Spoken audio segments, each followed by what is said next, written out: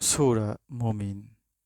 কাফেরদের উচ্চকণ্ঠে বলা হবে, নিজেদের প্রতি তোমাদের ক্ষোভ অপেক্ষা আল্লাহর প্রসন্নতা ছিল অধিক, যখন তোমাদের ঈমান আনতে বলা হয়েছিল এবং তোমরা তা অস্বীকার করেছিলে।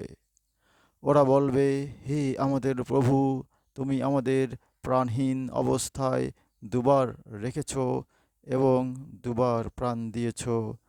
আমাদের অপরাধ স্বীকার করছি।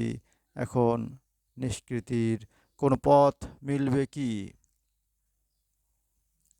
ওদের বলা হবে, তোমাদের এ শাস্তি তো এজন্য যে যখন এক আল্লাহর কথা বলা হতো তখন তোমরা অস্বীকার করতে। বস্তুত সুউচ্চ মহান আল্লাহরই সমস্ত কর্তৃত্ব। তিনি তোমাদের তাঁর নিদর্শনাবলী দেখান এবং আকাশ হতে তোমাদের জন্য জীবিকা পাঠান। আল্লাহর অভিমুখী ব্যক্তি উপদেশ গ্রহণ করে, সুতরাং আল্লাহর আনুগত্যে বিশুদ্ধ চিত্ত হয়ে তাকে ডাকো। যদিও এ অপছন্দ করে কাফিররা, তিনি সুউচ্চ মর্যাদার অধিকারী, আরশের অধিপতি। তিনি তাঁর দাসদের মধ্যে যার প্রতি ইচ্ছা স্বীয় আদেশসহ ওহী পাঠান, যাতে সে কিয়ামত দিন সম্পর্কে সতর্ক করতে পারে। যেদিন মানুষ বের হয়ে পড়বে, সেদিন আল্লাহর কাছে কিছুই গোপন রবে না। বলা হবে, আজ কর্তৃত্ব কার? এক পরাক্রমশালী আল্লাহরই। আজ প্রত্যেককে তার কৃতকর্মের ফল দেওয়া হবে। আজ কার প্রতি জুলুম করা হবে না। আল্লাহ হিসাব গ্রহণে তৎপর। ওদের সতর্ক করে দাও আসন্ন দিন সম্পর্কে, যখন দুঃখ কষ্টে ওদের প্রাণ কণ্ঠাগত হবে। জালিমদের জন্য অন্তরঙ্গ কোনো বন্ধু এবং এমন কোনো সুপারিশকারীও নেই যার সুপারিশ গ্রাহ্য হবে। চক্ষুর অপব্যবহার ও অন্তরে যা গোপন আছে সে সম্বন্ধে তিনি অবহিত।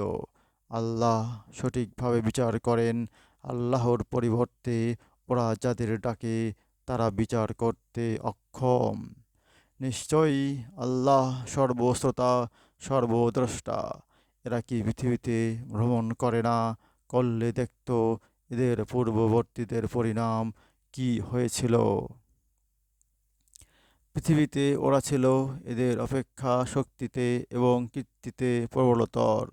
অতঃপর আল্লাহ ওদের অপরাধের জন্য ওদের শাস্তি দিয়েছিলেন এবং আল্লাহর শাস্তি হতে ওদের রক্ষা করার কেউ ছিল না।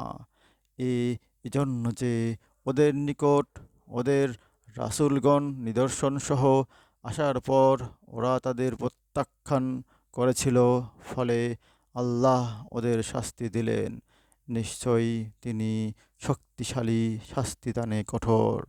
আমি আমার নিদর্শন ও স্পষ্ট প্রমাণসহ মূসাকে প্রেরণ করেছিলাম ফেরাউন, হামান ও কারুনের নিকট, কিন্তু ওরা বলেছিল, এ তো এক ভণ্ড জাদুকর।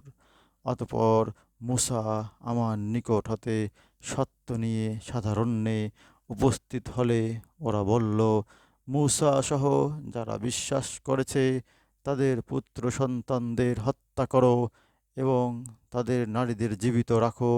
কিন্তু কাফেরদের ষড়যন্ত্র ব্যর্থ হবেই। কাফেরদের ষড়যন্ত্র ব্যর্থ হবেই। সূরা মুমিন, আয়াত 10 থেকে 25। হে আল্লাহ পাক, আমাদের কোরআন বুঝে পড়ার তৌফিক দান করুন। আমিন।